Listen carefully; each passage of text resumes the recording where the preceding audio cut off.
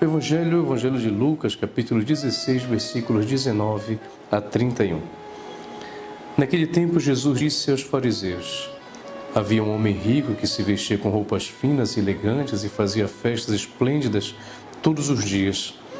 Um pobre chamado Lázaro, cheio de feridas, estava no chão à porta do rico. Ele queria matar a fome com as sobras que caíam da mesa do rico, e além disso, vinham os cachorros lamber suas feridas. Quando o pobre morreu, os anjos levaram-no para junto de Abraão. Morreu também o rico e foi enterrado. Na região dos mortos, no meio dos tormentos, o rico levantou os olhos e viu de longe Abraão com Lázaro ao seu lado. Então gritou: Pai Abraão, tem piedade de mim. Manda Lázaro molhar a ponta do dedo para me refrescar a língua, porque sofro muito nessas chamas. Mas Abraão respondeu: Filho, lembra-te de que recebeste teus bens durante a vida e Lázaro por suas vezes males. Agora, porém, ele encontra aqui consolo e tu és atormentado.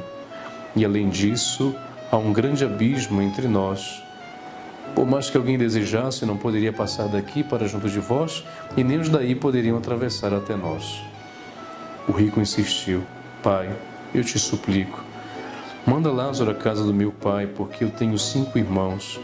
Manda preveni-los para que não venham também eles para este lugar de tormento.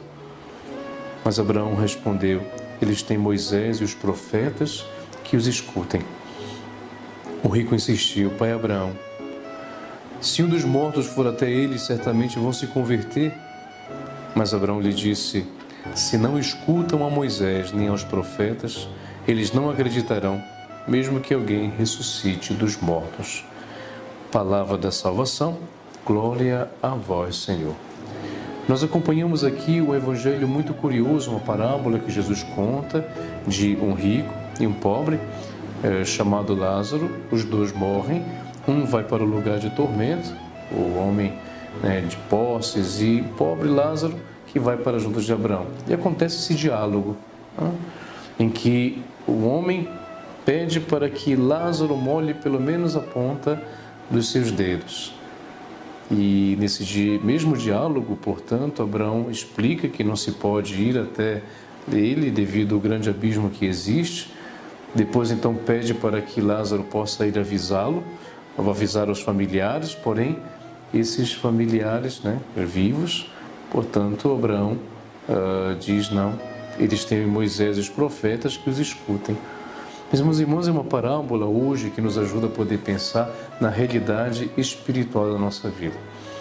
Nós, como cristãos, acreditamos na vida eterna. Nós, como cristãos, acreditamos que a vida não termina com a morte, mas a vida continua para sempre com Deus, numa realidade que nós chamamos de realidade espiritual. Vocês sabem que aquilo que acontece depois da morte é uma das grandes perguntas existenciais da nossa vida.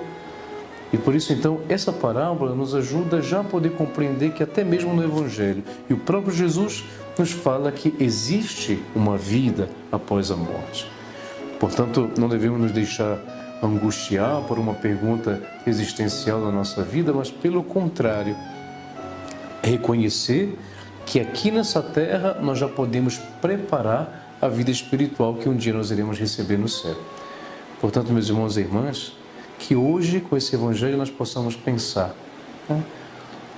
na resposta de Abraão: eles têm Moisés e os profetas que os escutem. Portanto, o que a fé me ajuda hoje a me preparar para um dia poder receber a vida eterna? O que a palavra de Deus me ajuda a poder pensar? Aquilo que eu posso perceber da presença de Deus pode me ajudar para entender sempre mais a vida eterna. O que eu entendo da vida eterna? São as respostas que hoje o Evangelho nos convida a poder refletir. E que o Senhor vos abençoe. Em nome do Pai, do Filho e do Espírito Santo. Amém.